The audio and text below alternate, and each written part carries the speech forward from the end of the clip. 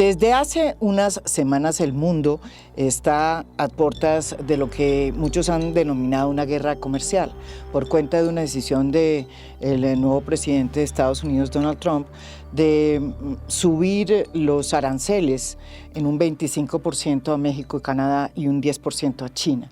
Esa medida todavía no se ha tomado, ahí dicen un momento de transición, así lo ha denominado el propio presidente Donald Trump, pero muchos expertos y analistas dicen, bueno, aquí estamos comenzando una nueva era, si se puede decir, en materia económica que va a afectar la base de un sistema, si se quiere, capitalista, que es el mercado, que es el comercio internacional y que puede cambiar muchísimas cosas en el mundo.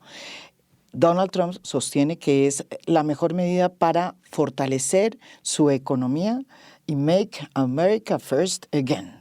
Great again. Great again, eso, first y great, o sea, hacer América el mejor país y el más importante de nuevo, y el más grande y más fuerte de todos.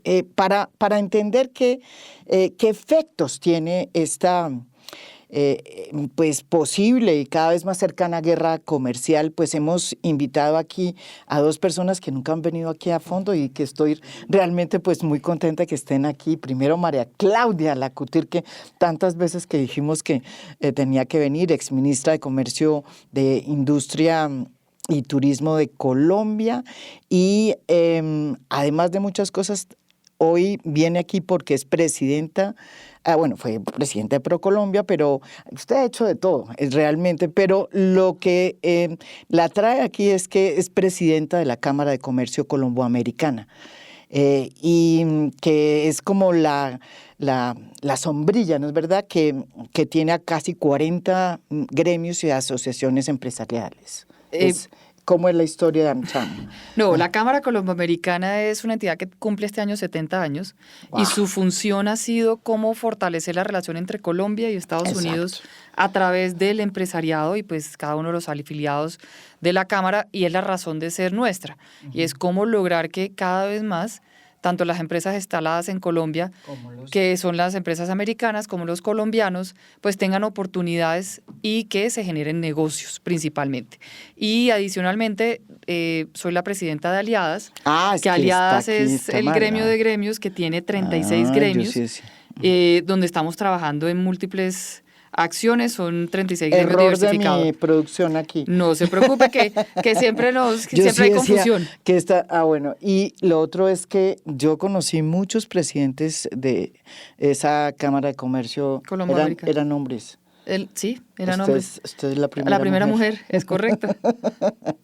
Bueno, y también está otro muy importante empresario caleño, Joaquín Lozada. Él es el presidente ejecutivo de la Fábrica Nacional de Autopartes, que es Fanalca. Y él, pues, además de ser un empresario muy exitoso, formó parte de este grupo de empresarios que ha tenido la inteligencia y la visión de montar un nuevo escenario social luego de lo que pasó en Cali a partir del estallido, que en Cali fue un epicentro muy duro de cantidad de cosas que sucedieron, y de ahí surgió como una especie de pacto social, digo, como se llame eso, no sé, en donde se sientan en la mesa empresarios como Joaquín, y otros grandes empresarios al lado de los líderes de la primera línea, y han desarrollado una serie de nuevos escenarios sociales que yo creo que han beneficiado profundamente a la ciudad de Cali y al Valle del Cauca, y uno siempre va a ese experimento para decir, hombre, en Colombia sí se pueden hacer concertaciones entre el empresariado y pues un movimiento de estallido social como el que sucedió en Cali. Bienvenido aquí, Joaquín. Gracias, María Jimena. Es un gusto estar acá y muy contento también de compartir este panel con María Claudia. Bueno, María Claudia, ahí veo que usted tiene pues una presentación y la berraca, pero ¿por qué no nos explica qué es lo que está pasando cuando Donald Trump sale y dice, ¿sabe qué? Voy a hacer una política distinta en materia de comercio internacional, desconociendo de alguna manera los acuerdos de comercio que hay con sus dos aliados más cercanos geográficamente, que son Canadá y México. 25% le subo el arancel y 10% a China, que es mi gran competidor a nivel mundial. ¿Qué está pasando? ¿Cómo se ubica Colombia y cuál puede ser el impacto? Pues la verdad hay que comenzar un poquito más atrás, y es que desde el primer gobierno de Donald Trump, él ha venido haciendo todo un esfuerzo y una estrategia, y no estoy diciendo que estoy de acuerdo, sino para ponerlo sobre la mesa, un esfuerzo sobre cómo lograr que Estados Unidos vuelva a ser grande otra vez. Y en su primer gobierno, él trató de hacer un proceso en el cual siempre fue al final del gobierno mencionando que había tenido muchos impedimentos que le permitieran hacer lo que él quería hacer. En este segundo gobierno, con ese aprendizaje del primero, pues llega con un mayor poder y al mismo tiempo mucho más decidido, con una hoja de ruta ya establecida y con cada una de las acciones que quiere trabajar para lograr 3 variables. Cómo lograr que Estados Unidos sea más próspero, cómo lograr la paz en Estados Unidos y cómo lograr que Estados Unidos tenga más fortaleza, que en definición es más poder. Y esas 3 variables, para lograrlas, necesita reducir la migración, necesita generar mayor seguridad en sus fronteras, que no haya un proceso de inseguridad por el crimen organizado, por el fentanilo principalmente, sí, que es el tema de las drogas, y finalmente que tenga una competencia sus empresas dentro de Estados Unidos, que sea una competencia leal, y por tal motivo tiene que buscar todos los mecanismos para limitar la entrada de China a Estados Unidos.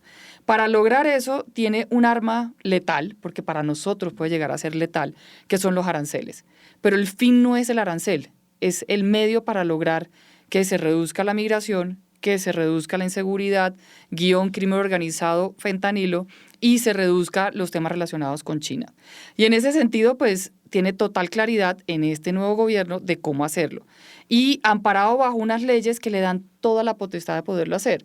Estados Unidos tiene 6 leyes que están relacionadas con el tema de aranceles y con el tema también de seguridad nacional, que le permite a Donald Trump en cualquiera de esas 6 hacer una injerencia. Sin embargo, hay 3 que requiere de un análisis previo y una aprobación versus otras 3 que no requieren análisis previo ni aprobación. Y él optó a agarrar 2 de las que no requieren ese análisis previo y aprobación, que la más importante se llama IEPA, y es una ley que le permite al presidente de Estados Unidos, bajo el amparo de seguridad nacional, y aquí amparo de seguridad nacional tenemos que tener en cuenta que él hace alusión, ni siquiera migrantes, hace alusión al tema de la guerra que se está surtiendo con el crimen organizado, por las drogas, los carteles, que está además amparada sobre la ley de desertificación, que efectivamente es una ley en Estados Unidos que le da pie para la ley de IEPA. Entonces sí hay una connotación de legal, una herramienta legal muy poderosa que tiene el gobierno del presidente Donald Trump en un contexto donde él llega con mayor poder, tiene adicionalmente mayoría en el Senado, tiene también mayoría en la Cámara de Representantes, aunque ya se vio ese pulso que de una u otra forma no va a ser tan fácil en la Cámara con el presupuesto, la aprobación del presupuesto, donde casi no lo pasa, pero al mismo tiempo tiene herramientas para lograrlo hacer, tiene también un poder en la Corte Suprema, tiene también el voto que definitivamente logró el voto popular, el colegio electoral le dio toda la fortaleza para lograrlo hacer, tiene todavía el sector privado, una gran parte del sector privado que está de la mano de Donald Trump. Ahí tenemos un paréntesis y es lo que pueda pasar con la inflación y lo que pueda pasar con el tema interno basado en estos aranceles, y un equipo totalmente comprometido y leal que le va a ayudar a ejercer y a desarrollar esa hoja de ruta que tiene lista y que ha venido trabajando desde hace 3 años. Y que está liderado en una de sus partes por Elon Musk. En una de sus partes, y ahí hay que entender un poquito qué papel juega cada uno, porque el gobierno de Donald Trump, que ese es un punto muy importante, es un gobierno que sus políticas se desarrollan desde la Casa Blanca, no desde los ministerios. Y cada una de las acciones que se desarrollan en la Casa Blanca tienen una hoja de ruta para entregar a los ministerios. Elon Musk definitivamente hace parte de ese grupo que está desarrollando las políticas. Pero también hay otros, por ejemplo, en el tema de aranceles, realmente quien está detrás es un señor que se llama Peter Navarro, que es totalmente leal a Donald Trump y que desde su primer gobierno viene trabajando en los temas relacionados con aranceles. Muy de la mano con ¿quién? Muy de la mano con el nuevo director del USTR, que era el segundo en primer gobierno, que es el señor Jamieson Greer, y al mismo tiempo también trabajando con el embajador, pues, porque todavía sigue siendo Lighthizer, que fue el director del USTR en el primer gobierno, y en esa tripleta pues ya tienen mucha claridad sobre hacia dónde debe de ir todo el proceso de los aranceles, bajo qué requerimientos, bajo qué parámetros, qué tanto pesa cada una de las variables que se están poniendo en los aranceles, qué tanta acción interna y peso interno va a tener, y de hecho están haciendo ese proceso de amenaza, fuerza de poder y echar para atrás un poquito para poder después echar para adelante. De hecho, han echado para atrás, pues, digamos, la decisión de imponerlo, no la propia decisión. Han ido extendiendo, ¿no es verdad?, el término de tiempo, y eso está pasando precisamente en estos instantes en el caso de México y Canadá. Con China creo que y eso ya produció una reacción incluso de China. Sí, muy fuerte. Muy fuerte, sí. Pero además eso hay que tener en cuenta que pueda que los aranceles del 25% estén en un proceso de transición, pero al mismo tiempo anunció aranceles a productos agrícolas, aranceles recíprocos. Anunció también el tema de políticas fiscales que está relacionado con el impuesto de servicios digitales. Anunció también aranceles específicos a países. Anunció también aranceles específicos a sectores. Entonces, independientemente de que ponga el 25 o no ponga el 25%. Eso es una pendejada. No es una pendejada porque sí tiene un impacto importante dentro de el valor de importación que depende de Estados Unidos. Es más de $1 trillón lo que importa de esos tres países. Pero al desagregarlo, está haciendo una injerencia importante en el país a quien se lo va a poner versus el impacto interno. Entonces, hay un juego de fórmula que de una u otra forma, así no ponga el 25% de los aranceles a México y Canadá, sí hace una injerencia de una forma más filigrana con otros aranceles que están pendientes de salir. Joaquín, como empresario, usted que es un empresario que además tiene una conciencia social profunda, ¿qué está pasando? ¿Cómo ve usted todo? Bueno, yo creo que María Claudia hizo un muy buen resumen de lo que está pasando. Ahora, si uno se para en Colombia y mira cuáles podrían ser los efectos para Colombia, y devolviéndonos un poquitico a lo que llamamos ese domingo negro, que nuestro presidente... por un trino, mandó unos trinos a las 3 de la mañana, que tuvieron un efecto no menor. Nosotros ese día hicimos internamente un ejercicio. Nosotros tenemos 2 industrias o 2 unidades de negocio que dependen de la exportación. Una es la unidad de negocio de autopartes, que hoy día está exportando a Estados Unidos casi el 50% de su producción, y la otra es la unidad de negocio de confecciones, que exporta el 100% de su producción. Entonces, el primer ejercicio que hicimos es cuántos empleos vamos a perder. O sea, de verdad, ¿cuál va a ser el efecto si esto sigue adelante? Más de 1.200 empleos que se iban a desaparecer. Así Ahora, en un momento. En un momento dado, después, en las semanas siguientes, hubo varias manifestaciones, María Claudia, de los diferentes gremios, Bruce, diciendo cuál es el efecto de esos aranceles que le iban a poner a Colombia, y el efecto no es menor. Se hablaba de más de 280.000 empleos perdidos de empresas que exportan a Estados Unidos, más de 100.000 empleos perdidos de empresas americanas que están en Colombia. Se hablaba de la inversión de Estados Unidos de más de $4.000 millones que se podía perder, la afectación que puede tener en remesas, en turismo, o sea, una afectación inmensa. Afortunadamente, eso no pasó a ser más que un domingo negro. El lunes, afortunadamente, ya un acuerdo había, digamos, de alguna forma, el gobierno colombiano dijo, no, esto es un error, tenemos que de alguna forma echarnos para atrás, pero el efecto ha sido importante. Ahora, pasado ese efecto, yo digo, esta guerra comercial, Canadá, México, China, Estados Unidos, yo veo son más oportunidades para Colombia que riesgos. Ahora, el riesgo sigue siendo que el presidente Petro se levante un día y le dé por volver a generar un conflicto directamente con el presidente de Estados Unidos, con el presidente Trump. Ese riesgo siempre va a estar ahí. Pero si logramos pasar agachaditos, yo sí creo que Colombia tiene una gran oportunidad. ¿Por qué, Joaquín? Porque siempre este riesgo de México y Canadá siempre va a estar ahí. O sea, yo creo que seguramente van a llegar a una negociación. De hecho, en la primera presidencia de Trump se negoció el TLC con México y con Canadá. Entonces yo sí creo que van a llegar, porque les toca llegar a una negociación. Porque para mí el efecto que tiene esta guerra comercial en México es inmensa. O sea, yo he leído artículos que dicen que en 3 meses México está en recesión. De pronto en 6 meses Canadá está en recesión. Estados Unidos también va a tener un efecto importante. No sé si va a estar en recesión en un año y medio, pero puede aguantar más. ¿Okay? Entonces, ese riesgo siempre va a estar ahí. Yo digo, en el momento que hagan un acuerdo y en 6 meses un inmigrante vaya y asesine a una persona, entonces ahí vuelve y se activa, digamos, ese riesgo. En cambio, si Colombia logra pasar, va a tener una gran oportunidad porque más empresas van a estar mirando a Colombia.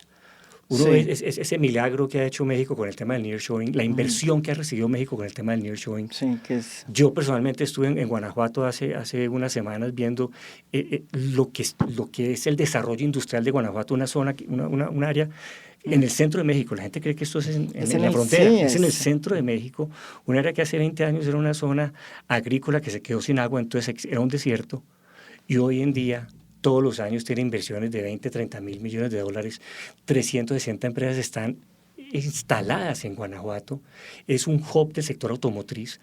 Todas las grandes ensambladoras de vehículos del mundo, BMW, Toyota, Mercedes, Ford, General Motors, todas están ahí. Se han creado unas cadenas de valor impresionantes. Entonces, esas empresas de pronto están diciendo, bueno, de pronto aquí el riesgo en México ya está bien, y miremos otras partes, y Colombia tiene unas ventajas competitivas no menores con respecto a México. De hecho, hay un estudio que es una empresa que se llama JLL, es una multinacional en presencia en 80 países. Sí. La Salle. Claro, y hicieron un ejercicio y aquí está el estudio de ver cuál es la competitividad de 10 diferentes países de Latinoamérica, 10 diferentes países de Latinoamérica para el tema del nearshoring, inclusive México. ¿Okay? Estos países pues son Perú, México, Brasil, Costa Rica, Panamá, Argentina, y midieron temas muy específicos: ambiente para hacer negocios, track record para inversión extranjera, mano de obra, potencial de mercado, precios de finca raíz industrial, proximidad, conectividad y performance logístico. Y Colombia sale por encima de México en todo. ¿En todo?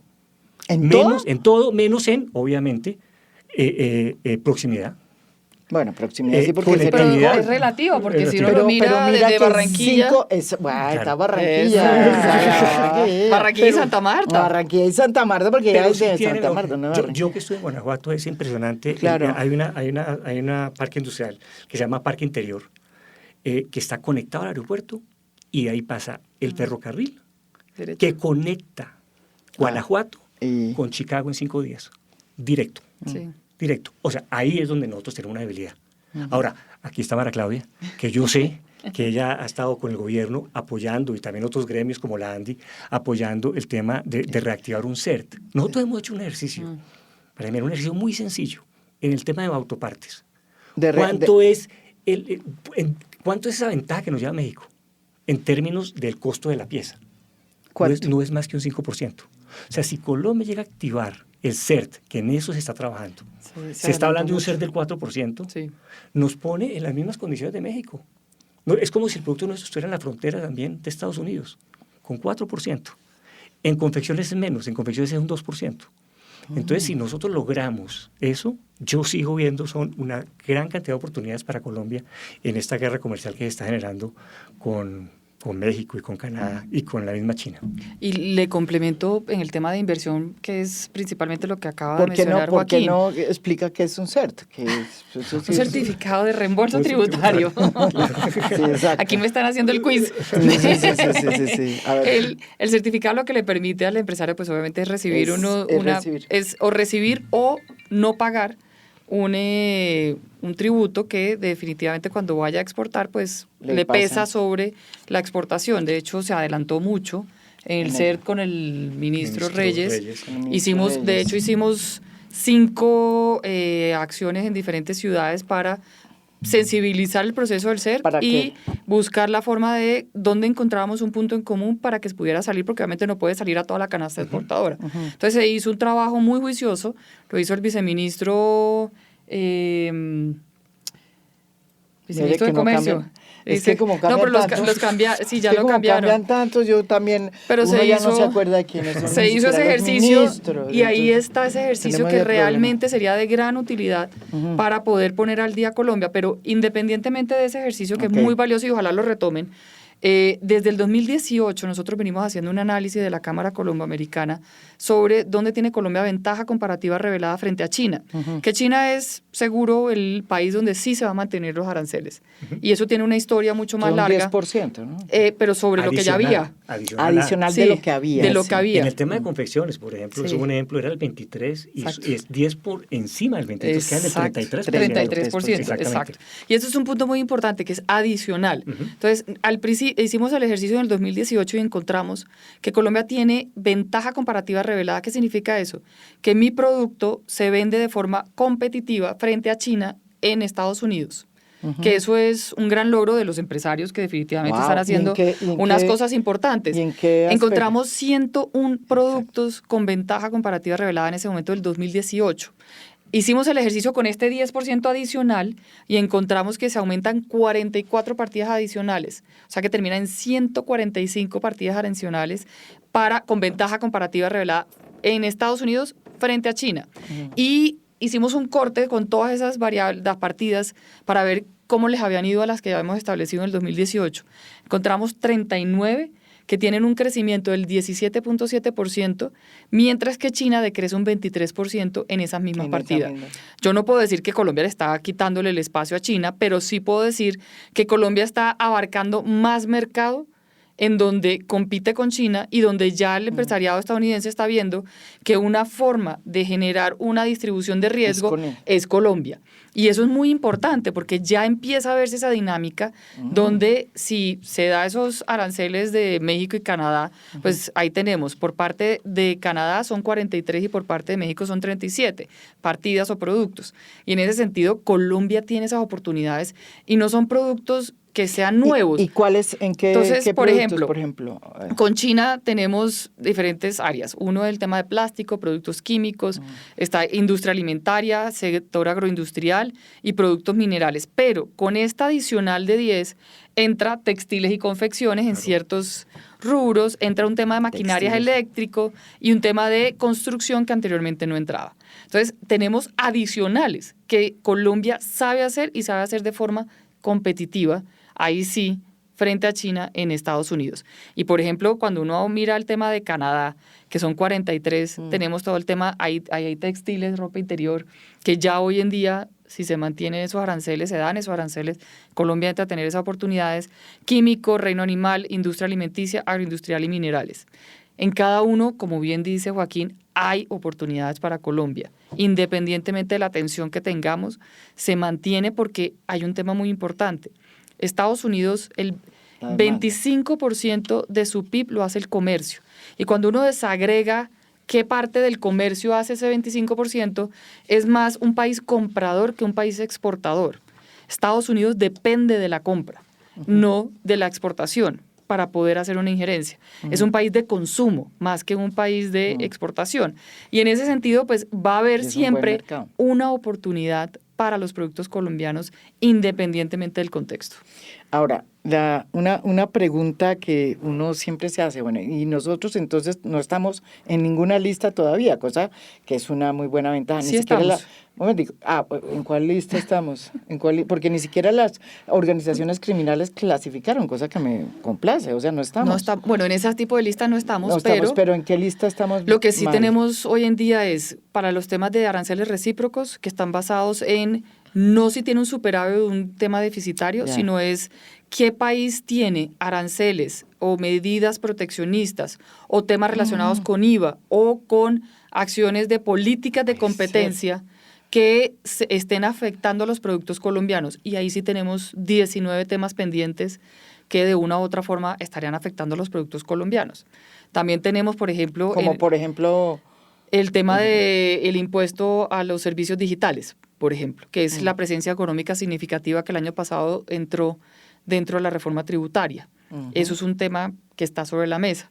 Tenemos también un arancel a la leche en polvo, una medida hacia la leche en polvo de Estados Unidos.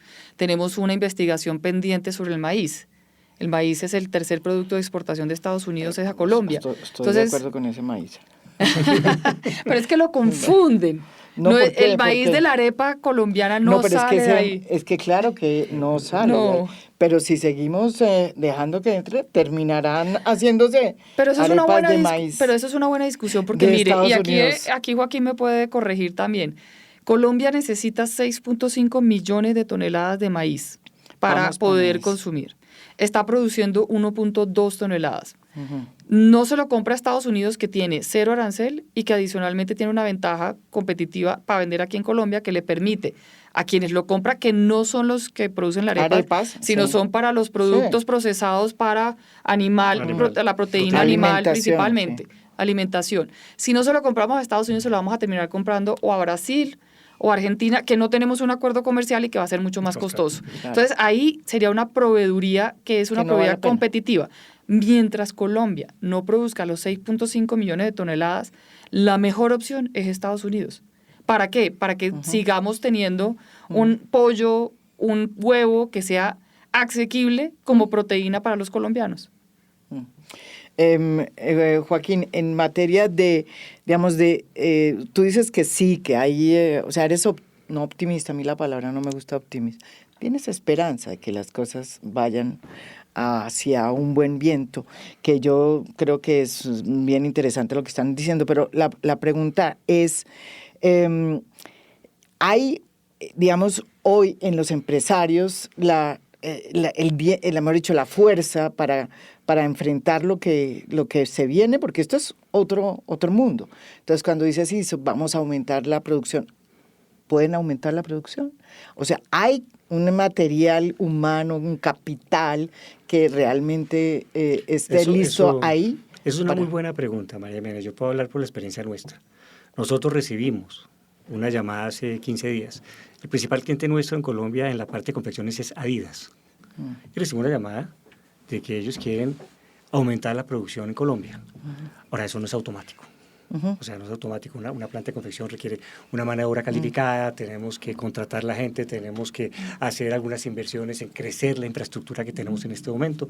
Eso no es inmediato, pero lo bueno es que como se están dando las cosas. Y además, yo pongo como a un lado el tema geopolítico. ¿Okay?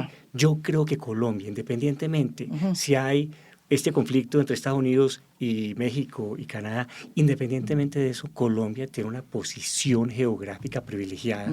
Y este tipo de compañías, ejemplo Adidas, Nike, Under Armour, quieren estar más cerca de sus clientes. Quieren responderle más rápido a sus clientes. Quieren tener menos inventarios, porque si están más cerca, digamos, si estamos en la misma franja horaria y a 2-3 días entre Cartagena y Estados Unidos, pues claramente vamos a tener menos inventarios. Hoy en día, y no se habla mucho de este tema, los problemas logísticos que se generaban en la pandemia siguen hoy muy presentes. Lo mismo con todos los conflictos que hay, digamos, en las rutas, por el tema de Israel, por Ucrania. Entonces, los barcos están... Los contenedores, estamos hablando. Un barco China a Estados Unidos antes se demoraba 60 días y se puede estar demorando 75, 90 días. Eso juega a favor nuestro. Entonces, hay que aprovechar esas oportunidades, hay que hacer las inversiones. Y yo sí creo que si las empresas están viendo esas oportunidades, claramente van a hacer las inversiones. Nosotros lo estamos haciendo. Pero también hay que complementarlo. Por ejemplo, se ha dicho mucho que Colombia tiene que diversificar y, por supuesto, Colombia tiene que buscar más mercados. El tema es que las herramientas están presentes. Esa es una de las preguntas que... Y las herramientas están. Tienes 13 acuerdos comerciales hoy con 65 países, 1.500 millones de consumidores entre estos 13 acuerdos comerciales. Tienes 4 acuerdos de complementación incluido China y Cuba, para ponerlo sobre la mesa. Pero ¿cuál es la variable? Y aquí, pues obviamente los empresarios tienen un tema muy importante, y esto es un tema de oferta y demanda, no es un tema de geopolítica al final. Sí influye la geopolítica y hace un redireccionamiento. No, sí influye. Claro, influye. Por eso nosotros... Y hace un redireccionamiento, pero hay unas variables que no están teniéndose en cuenta, además de la geopolítica, y es, yo pueda que un contenedor de aquí a Estados Unidos desde la costa, desde Santa Marta, se demore 10 días, a China se puede demorar entre 30 días, digamos que se puede hacer en 30 días.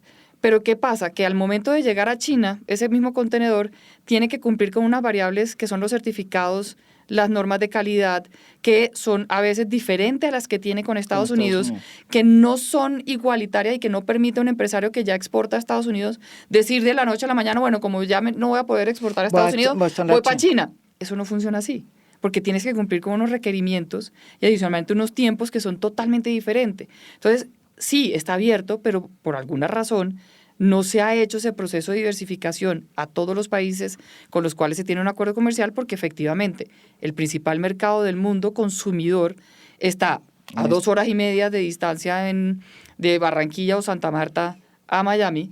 En barco es mucho más cercano. Hay una relación de tiempo que se ha venido construyendo de confianza, que genera certidumbre y que ha permitido que se pueda cumplir con los requerimientos.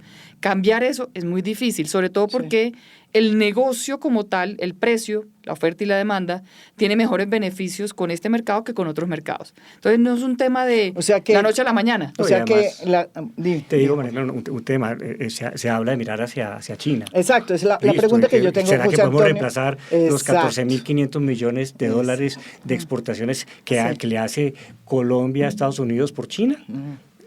O sea, hay que poner sentido común. A nosotros le exportamos a China 2.400 millones de dólares. El 95% de las exportaciones son bioenergéticos y café y sus derivados. Y chatarrización a veces. ¿Qué le vamos a exportar? Nosotros que exportamos autopartes no hay ninguna posibilidad de que nosotros vamos a competir con China en autopartes, pero ninguna. No me compran ni una autoparte, porque China es la fábrica del mundo. O sea, las escalas en China no van a permitir que Colombia... Es que ni siquiera Estados Unidos puede competir con China en ciertas industrias por la escala que tiene China. Lo que estamos viendo, lo que está pasando en carros eléctricos, en las baterías para carros eléctricos. Están acabando con y poniendo en riesgo empresas como General Motors, como Ford, como hasta los japoneses. Entonces nosotros no tenemos que ser realistas. Nosotros mirar a China no vamos a ser exitosos.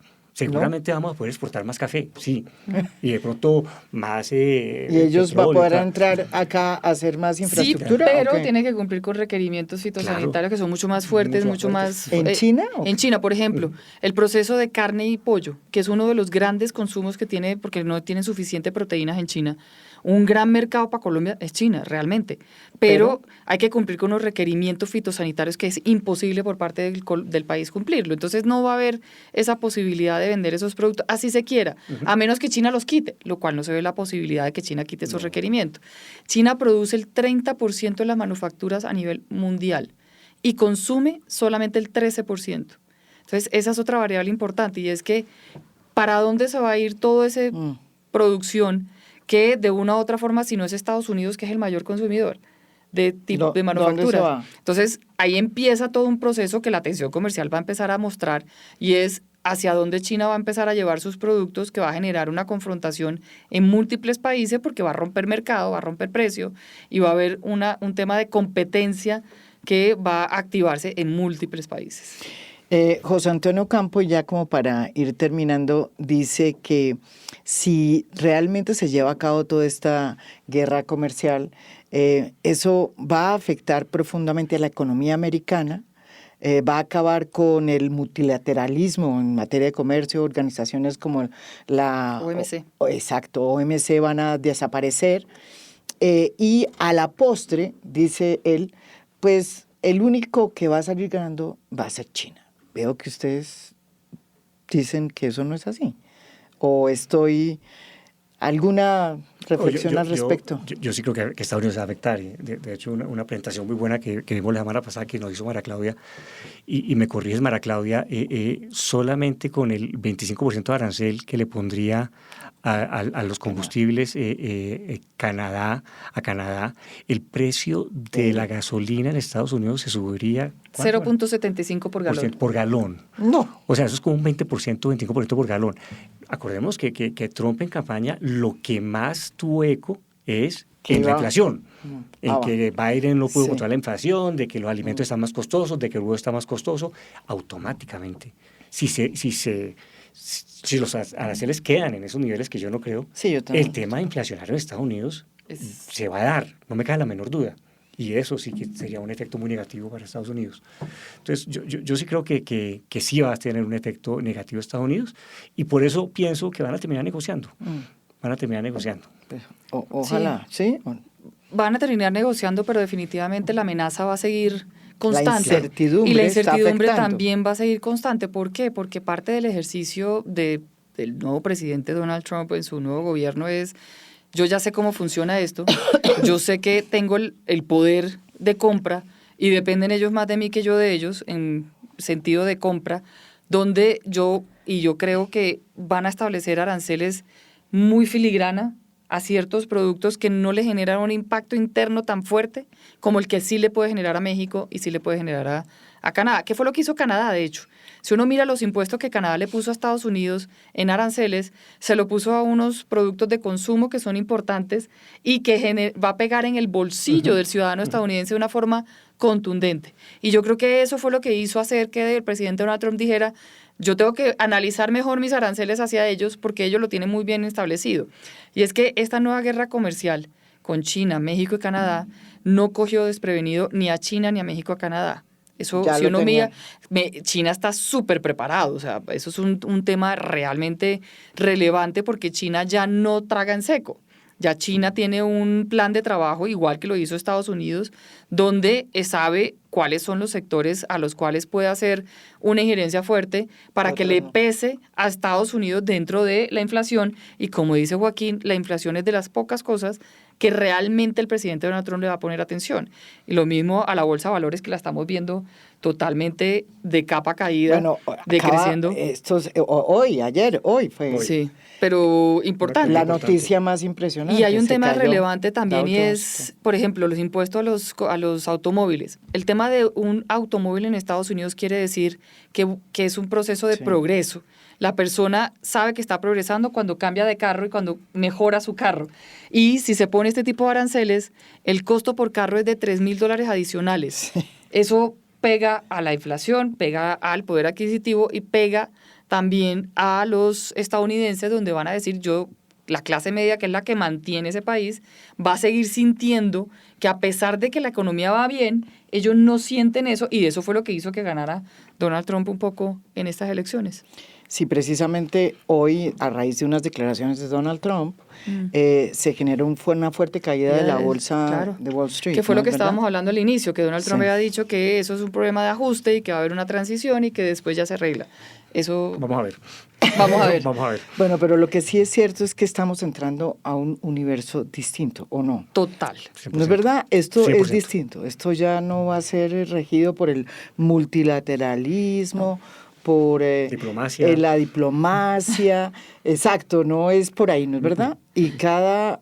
Ahora, necesitamos ir creyendo en la diplomacia. Hay que seguir insistiendo en la diplomacia. Pero a lo que voy yo es que me ha impresionado mucho, porque siempre Donald Trump justifica todas las medidas que está tomando a nivel económico en materia de aranceles, porque las une con el problema que supone para Estados Unidos en materia de seguridad nacional. Son dos países que tienen problemas de inmigración, son países que no han podido controlar, Canadá, México.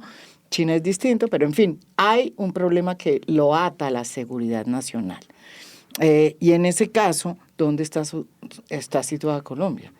Ese es un está tema incluida, porque sí. Ese tema, ¿cómo opera? Porque ahí tenemos dos variables que son importantes, que están relacionadas con la seguridad nacional. Uno, el tema de los cultivos ilícitos, y el tema de la droga, que aunque la cocaína no es una variable de determinación hoy en día en el mercado de Estados Unidos, sino el fentanilo, sigue siendo un cultivo ilícito y sigue siendo una droga que sigue vendiéndose en Estados Unidos. Entonces ese es el primero.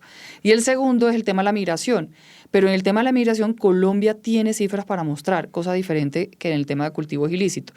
¿Por qué? Porque efectivamente Colombia absorbió más de 2.5 millones de venezolanos que llegaron al país. Se les dio oportunidad, se le abrió el panorama en el sentido de tener una legalización dentro de Colombia. Se le prestó salud, se le prestó educación, se les presta, todavía no se les prestó, sino se les presta un ambiente que ha sido positivo para demostrar que Colombia sí le aporta a reducir la migración que pueda llegar a Estados Unidos.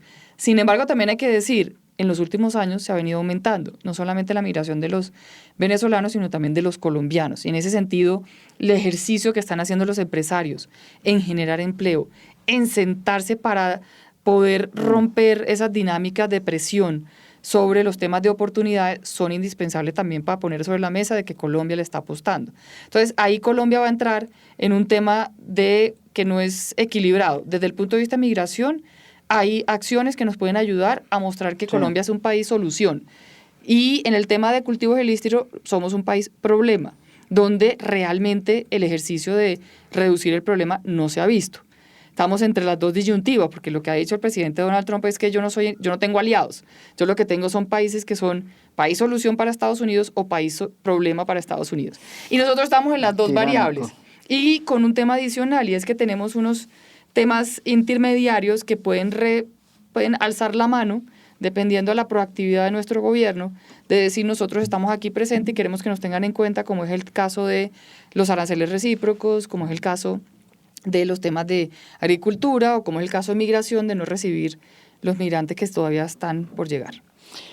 Ahí los están recibiendo. Hasta donde yo sé, eso no se ha ido, no se ha echado para atrás. Pero yo quería preguntarle que a Joaquín que contara esa experiencia que han tenido en Cali. Aquí hemos hecho programas sobre eso, pero nunca habíamos hablado con los empresarios. Siempre hemos hablado, pues, más bien con los con ProPacífico y con los líderes de primera línea. Pero ¿por qué no nos cuentas lo que pasó a raíz del estallido social en Cali y cómo sale de ahí como un nuevo escenario social donde los empresarios por primera vez se juntan con los líderes de la primera línea que protagonizaron el estallido social y terminan haciendo una cantidad de cosas que yo he visto, por ejemplo, la recuperación de barrios, que yo he presenciado impresionante, proyectos, empleo para todas estas personas y sobre todo una cosa que a mí más me ha impactado y es que he visto cómo los empresarios, así como tú, muy importantes, han entendido un poco lo que estaba pasando en la propia ciudad. Y eso me impactó, eso fue lo que más me interesó y por eso he hecho documentales, he escrito de todo sobre ese fenómeno. ¿Qué fue lo que pasó? No, yo sé, María Mera, que has estado, digamos, muy enterada y nos has hecho muy buena propaganda y eso me parece maravilloso. No, eso sí. Maravilloso. Ahora, esto arranca en el estallido social, o sea, el estallido social fue muy diferente en Cali que en cualquier ciudad de Colombia, eso sí es una realidad. Nosotros tuvimos la ciudad perdida, nosotros teníamos la ciudad totalmente bloqueada, más de 28 bloqueos en la ciudad, cada bloqueo era como una unidad de resistencia, como decían, diferente. Después de 10, 15 días de paro, nosotros dijimos esto ya, por más de que el gobierno nacional, mi general Zapatero decía, dígame dónde toca desbloquear, pues cada bloqueo generaba, digamos, gente que moría, y ya ese no era el camino. Entonces decidimos en ese momento, un grupo de empresarios grande, los grandes empresarios, los pequeños emprendedores, decir, bueno, vamos a ir a conversar. Vamos a ir a meternos allá en esos bloqueos, a tratar de entender qué es lo que estaba pasando y en ese proceso de comunicación, de escucha, pues nos dimos cuenta que los jóvenes lo único que nos decían es yo no quiero que me regalen nada, yo quiero esas oportunidades. Y con base en eso creamos la iniciativa Compromiso Valle que generaba, digamos, en sus diferentes ejes temas de empleabilidad, temas de emprendimiento, capacitación, liderazgo. Y eso es un programa muy a corto plazo, digamos, es un programa de un año, conseguimos unos recursos importantes de muchas empresas privadas que decidieron aportarle a esta iniciativa y un proyecto que era un año se ha ido extendiendo porque estamos viendo los beneficios que tiene para la ciudad, los beneficios que tiene para los jóvenes, además estamos hablando de los jóvenes más vulnerables de la ciudad. Estos son los famosos ninis, o sea, ni estudian ni trabajan y están metidos en los temas ilegales, en microtráfico, en las oficinas de cobro, en muchos temas. Y esos son los jóvenes que estamos trayendo y les estamos dando, digamos, las oportunidades. Por eso es tan importante, y yo vuelvo al tema de que se dé la inversión en Colombia, porque aquí hacemos un proyecto, primero los cogemos a los jóvenes, les hacemos una intervención psicosocial, que si no se hace, pues, no hay nada que hacer, porque uno no puede coger un joven de estos y ponerlo en una empresa porque no dura ni 48 horas. El trabajo psicosocial es importante, pero entonces en la ruta, desde el trabajo psicosocial hasta generar un empleo formal, que es el objetivo, o un emprendimiento, que es el objetivo, necesitamos generar los empleos. Por eso tan importante este tema que estamos hablando, estas oportunidades que se pueden abrir con el tema del nearshoring, de crear inversión en Colombia, generar empleo. Ojalá nosotros en el tema de confecciones podamos doblar la empresa. Entonces ya no son 1.000 personas, sino 2.000. Ustedes son los que producen las camisetas de la Selección Colombia. De la Selección Colombia, exacto, entre otras. Sí. Entonces esa es como la historia y seguimos trabajando y con mucho entusiasmo y con unas historias increíbles. Y todas las semanas estamos yendo a territorio, a las diferentes comunas. Pero usted como empresario muy importante de Cali, ¿qué ha aprendido de este proceso? Que eso pasamos de unas cifras muy, muy frías que uno ve. O sea, uno como empresario dice así, que la pobreza en Colombia está, que el desempleo en Colombia está, a ver realidades. Y eso es toda la diferencia del mundo. Porque cuando uno ve esas realidades, uno dice, bueno, hay mucha más sensibilidad, hay mucha más conciencia de que tenemos que hacer algo, no nos podemos quedar quietos. Y en eso estamos. Y es mucha gente, la verdad, la gente cree que Compromiso ahí son las grandes empresas, no, son muchísimas empresas, más de 500 empresas, o sea, hay gente que aporta y dice, yo no puedo aportar en plata, pero yo sí puedo ir a aportar en mentorías, en capacitación, en muchas otras cosas, y ahí estamos, y ojalá tengamos Compromiso Valle para muchos años más. Es muy impresionante, ¿no? Impresionante. Sí. En un momento clave que yo creo que es como una reacción que se gesta a partir de una crisis Pero bueno, es que además, María Jimena, cuando uno mira el conjunto de las necesidades de los jóvenes, que son la gran mayoría los que hoy en día están entrando en ese proceso de escoger el camino hacia un proceso legal, con oportunidades, o si no tienen esas oportunidades, hacia la delincuencia. Nosotros desde la Cámara hicimos un programa. O hacia la migración. O hacia la migración. También. Por el Es correcto. Y nosotros hicimos un ejercicio con la Fundación Warren Buffett, que nos dio unos recursos importantes, y hoy tenemos 11.000 jóvenes vulnerables con empleo formal indefinido. Más de 800 empresas hicieron ese proceso de abrir nuevos espacios para poder absorber esos 11.000 jóvenes. Y uno se da cuenta que al final estos jóvenes, yo creo que les pasó lo mismo en Compromiso Valle, lo que necesita es una oportunidad, pero una oportunidad pertinente a sus necesidades, en el sentido de que hay muchos de ellos, el 57% de nuestros jóvenes con empleo son mujeres, y muchas de ellas hacen parte de ese grupo de mujeres que eran ninis porque les tocaba cumplir con el requerimiento de la casa, con ese tema social de la mujer que tiene que ayudar en la casa, de ser la que cuida, la que hace el cuidado del hogar, y no le permitía tener un trabajo. Lo que hicimos fue capacitarlas de tal forma que les permitiera tener un trabajo, ya sea desde la casa, o un trabajo que pudieran ir unas horas y poder regresar a su casa para cumplir con el otro requerimiento. Y también una sensibilización en el hogar para que los hombres también pudieran entender que aquí hay que compaginar uno con otro. Y es un ejercicio que a nosotros, por ejemplo, nos enseñó muchísimo y nos demuestra que lo que más necesita Colombia son oportunidades. ¿Cómo ayudamos a generar esas oportunidades para que la gente tenga la opción de hacer las cosas bien? Porque hay los colombianos son buenos por naturaleza, con una capacidad de hacer las cosas impresionantes. Usted veía a estos jóvenes que no tenían una capacitación y decían, póngame a hacer lo que quiera, que yo lo hago, yo aprendo rápido. Y de estos jóvenes hicimos un ejercicio también y salieron más de 4.500 jóvenes bilingües, con un segundo idioma, con certificación C2, que hoy en día, por ejemplo, hay una niña que está en Washington trabajando en la ONU, hay otra niña que se fue a Bélgica, hay otro que está en Tailandia por este segundo idioma. Bueno, algo dejó el estallido social. Mucho, no, yo creo que es... Muchas cosas positivas. Sí, para finalizar, y ya de verdad es la última, hay una variable que no la tocamos por encima, que es el presidente Gustavo Petro y sus trinos, su Twitter. Eso cómo ha afectado la inversión, cómo ha afectado el empleo y esta nueva coyuntura. Ya, ¿usted sus relaciones con...? Sí. No, yo ¿son buenas? sigo teniendo conversaciones, pero yo creo que más allá de las conversaciones es cómo pasamos de las conversaciones a la acción.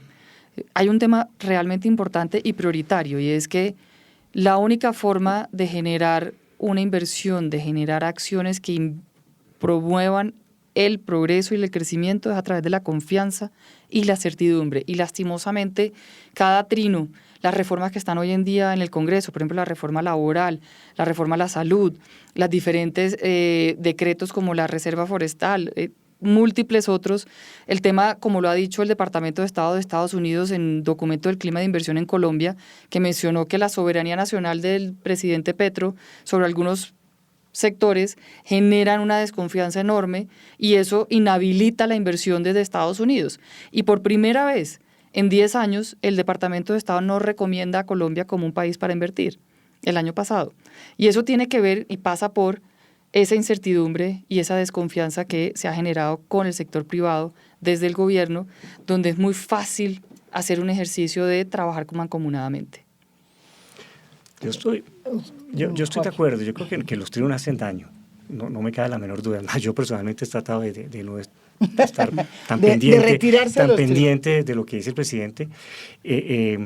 Pero a mí lo que más me preocupa más que los trinos es un poquitico lo que yo veo que está pasando, que es que como que ya entramos en campaña. Y falta un año largo, un año y medio casi de gobierno, y todavía tenemos oportunidad de hacer cosas. Todo lo que hemos hablado, digamos, en la última 45 minutos, una hora, esas oportunidades no las vamos a lograr solo los empresarios. Esto tiene que ser una política de Estado. Es más, cuando arrancó este gobierno, una de sus políticas principales, de sus ejes, era el tema de la reindustrialización de Colombia. Sí. ¿Qué se ha hecho, María Jimena? Desafortunadamente no se ha hecho nada. Cuando yo escuchaba eso, nosotros que somos un grupo industrial, eso era por música para nuestros oídos. No se ha hecho nada. No podemos en este momento decir, bueno, ya no se hizo, esperemos el próximo gobierno. Falta mucho tiempo, podemos hacer cosas todavía. En un año y medio se pueden hacer muchas cosas. Y yo pienso que esa debería ser como el objetivo. Difícil, pero sí, van a haber unos ministros nuevos, tratar de sentarnos. Desafortunadamente, cuando uno avanza con un ministro, con un Maña estábamos avanzando, lo cambian. Con un Reyes estábamos avanzando, lo cambian. Pues esperemos que con el próximo hay que siempre tratar de mirar el vaso, o la próxima, el vaso medio lleno, y tratar de lograr cosas y mover temas con este nuevo Pues gobierno. Muchísimas gracias, porque yo creo que fue una explicación primero muy importante sobre cuál es este nuevo escenario, en qué está Colombia, en qué está el mundo y cómo nos insertamos en los nuevos cambios, ¿no? Porque nuevos cambios sí va a haber. Estamos en un año de cambio. Yo sí creo que es un año de ajuste, sí. Totalmente de ajuste. Yo sí pienso que aquí estamos con unos movimientos muy fuertes, pero como bien dice Joaquín, lo que hay es oportunidades para trabajar. Pues como ojalá pase eso. De acuerdo. Hasta pronto.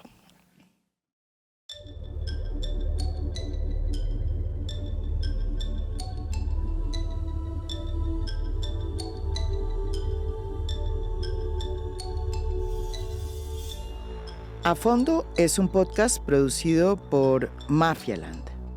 Producción general, Beatriz Acevedo. Producción de audio, Daniel Chávez Mora. Música original del maestro Óscar Acevedo. Nos pueden escuchar también en mi canal de YouTube. Gracias por escuchar. Soy María Jimena Duzán.